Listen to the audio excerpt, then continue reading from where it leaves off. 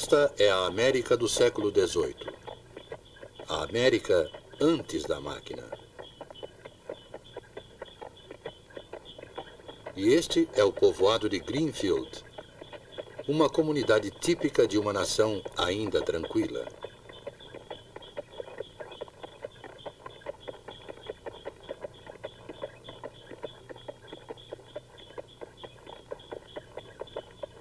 Henry Ford construiu Greenfield Village, uma cidade-monumento para preservar de algum modo a sua própria história.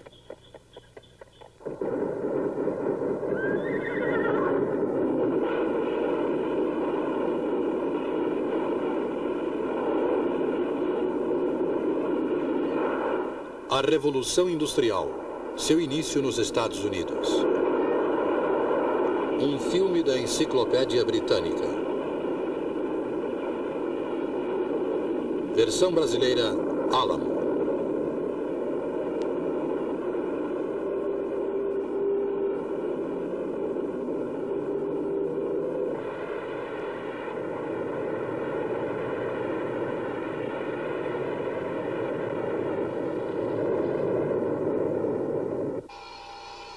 Este é outro monumento construído por Henry Ford. Em termos de quilômetros, a fábrica da Ford, no Rio Rouge, fica a uma pequena distância de Greenfield Village. Porém, em termos de tempo, fica a séculos de distância.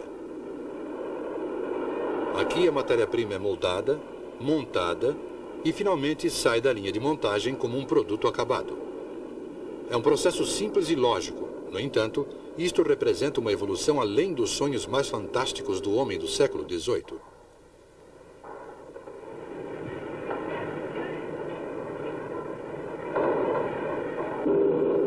Para compreender como a Revolução Industrial destruiu as Greenfield Villages da América, precisamos recuar quase 2 séculos.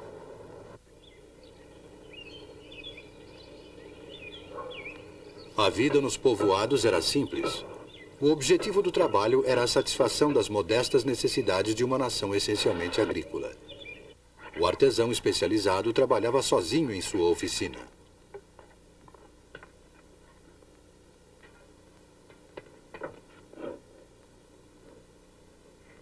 A maior parte do trabalho era ainda realizada nas casas. Aqueles que tinham recursos importavam roupas da Inglaterra. Aqueles que não podiam teciam seu próprio fio de algodão e faziam suas roupas. A fabricação industrial era quase desconhecida. Por que fabricar produtos? Era muito mais fácil trabalhar no campo, havendo terra disponível. Aqueles que trabalham no campo são escolhidos por Deus. Assim falava Thomas Jefferson em 1784. Jefferson não via nenhum motivo para a industrialização e os seus conterrâneos pensavam da mesma forma. Era mais fácil importar da Inglaterra, onde a era industrial já havia começado. A América parecia estar destinada a permanecer uma terra de fazendeiros e negociantes, atuando na importação e exportação por via marítima. Os navios da Nova Inglaterra transportavam para a Europa matéria-prima, algodão, linho, madeira, fumo e lã, e retornavam com produtos industrializados. A América dependia da Europa. Tal situação não oferecia obstáculos enquanto a Europa estivesse em paz. Mas no início do século XIX, a França e a Inglaterra entraram em guerra ameaçando a frota mercante americana.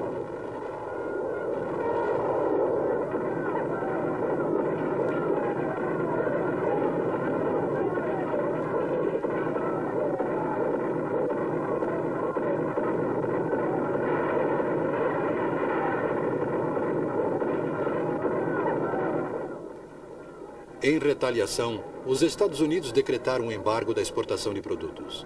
Os efeitos desta guerra e da seguinte em 1812 contra a Inglaterra foram danosos à frota mercante dos americanos, a tal ponto que a importação de produtos industrializados foi quase eliminada. Antes do fim da guerra de 1812, Thomas Jefferson já havia mudado de opinião quanto à industrialização. Estamos vivendo momentos que não acreditávamos. Existe um poder com força suficiente para nos excluir do comércio com as outras nações. Para sermos independentes e termos uma vida confortável, devemos, nós mesmos, fabricar os bens de consumo. Devemos agora colocar o industrial ao lado do agricultor.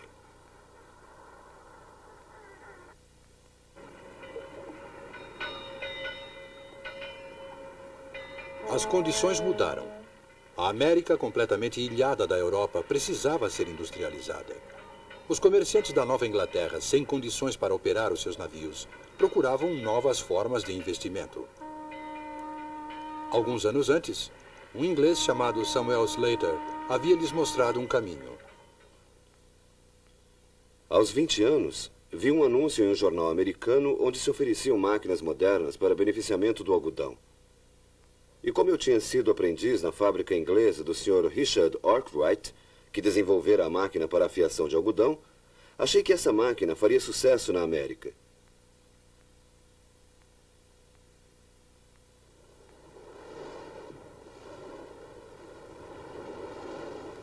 Disfarcei-me de camponês e embarquei num navio para Nova York. Não revelei minhas intenções nem à minha mãe, porque as leis inglesas proibiam a exportação de máquinas, inclusive desenhos e modelos, e a imigração de operários especializados não era permitida. Desembarquei em Nova York e fui para Rhode Island, onde um rico comerciante se dispunha a fundar uma fábrica se eu conseguisse reproduzir uma máquina inglesa. Contando somente com a minha memória, construí a máquina para a fiação de algodão e escolhemos um lugar na margem do rio Pawtucket, que nos abasteceria com a força hidráulica necessária para movimentar as máquinas. Naquele local, em 1791, construímos uma fábrica cujas máquinas eram operadas por 9 crianças entre 7 e 12 anos de idade. Era um modesto começo este da Revolução Industrial Americana. Uma pequena fábrica onde se produzia somente o fio de algodão, uma vez que o tecido ainda era fabricado em outro local. Um projeto de máquina contrabandeado da Inglaterra e montado em uma pequena fábrica no modelo inglês. Qual seria a contribuição americana para a Revolução Industrial? Talvez esta contribuição tenha começado com um grupo de homens em Massachusetts, em 1813.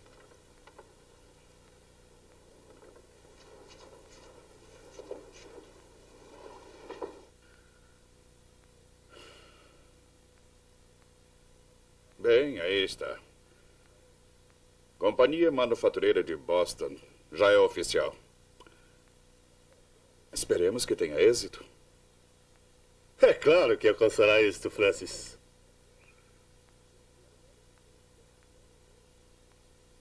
Se os teares ingleses podem produzir quilômetros de tecido em um único dia, nós também conseguiremos. Com maior razão, aperfeiçoamos o modelo inglês. De que outra forma a família Lowell poderia investir o seu dinheiro? Com a Inglaterra em guerra, não se pode nem navegar. Sei disso. Provavelmente está certo. Se eu tivesse objeções, não teria investido tanto. Acho que um dia ainda seremos muito ricos. A única dúvida é aquela que se sente antes de empreender algo novo. Apenas essa. Bem, não há nada de novo em utilizar máquinas inglesas.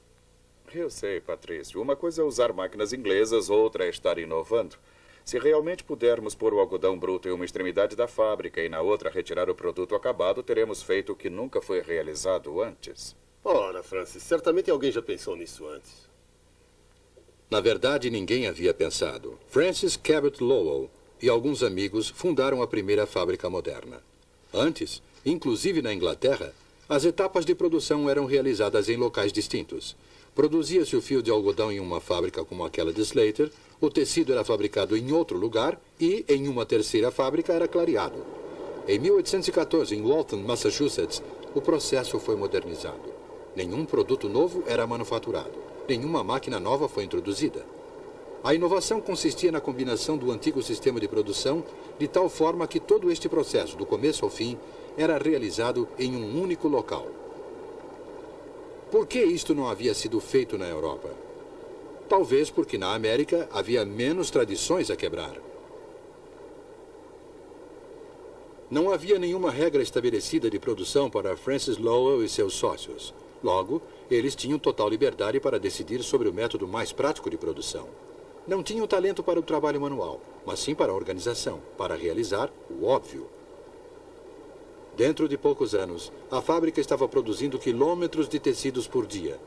E os preços, para os consumidores, caíram de 25 para 6 centavos de dólar o metro. Os proprietários então começaram a procurar outra instalação. Eles sabiam que poderiam movimentar mais teares se contassem com mais força hidráulica. O problema era onde encontrá-la. Por que não compramos o canal Paultec? Inicialmente, aquela parecia ser uma ideia absurda, mas Francis Lowell pensou e concluiu que a compra do canal Pawtucket proporcionaria à sua fábrica toda a força hidráulica do rio Merrimack, o qual tinha uma queda d'água com mais de 10 metros de altura. Essa força poderia movimentar um grande número de teares. Lowell decidiu comprar o canal. Ele jamais poderia fazer algo semelhante na Inglaterra, onde a força hidráulica havia sido há muito tempo distribuída em pequenas cotas e, consequentemente, as fábricas eram obrigadas a permanecer pequenas. Somente na América era possível pensar em empreendimentos arrojados e grandiosos. Lowell comprou o canal Pawtucket, construiu a maior fábrica dos Estados Unidos e fundou a cidade de Lowell. Mas ainda havia um problema perturbando Lowell e os outros industriais daquela época. As máquinas quebravam e os consertos frequentemente duravam várias semanas, pois era necessário que um técnico especializado fabricasse cada peça.